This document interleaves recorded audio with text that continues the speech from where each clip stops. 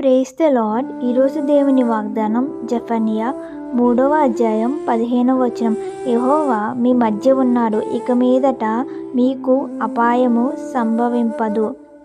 ఇశ్రాయేలు దేవుని యందు విశ్వాసముంచి ఆయనను వెంబడించుట వలన దేవుడు వారిని ప్రతి అపాయం నుండి తప్పించునని ప్రవక్త అయిన జెఫన్యా తెలియజేస్తూ ఈ మాట సెలవిచ్చారు. దేవుడు మనల్ని వేటి నుండి తప్పిస్తారంటే గొప్ప అపాయం నుండి, అనగా మనల్ని నశింపచేసే అపాయం నుండి దేవుడు మనల్ని తప్పిస్తారు.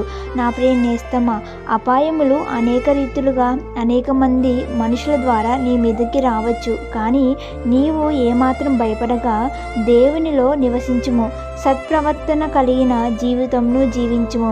దేవుడు ప్రతి అపాయముల నుండి నిన్ను కాపాడి రక్షించును. ఈ చిన్న వాక్యం దేవుడు మన కుటుంబంలో మన జీవితంలో ఫలింపచేయునుగాక. ఆమేన్.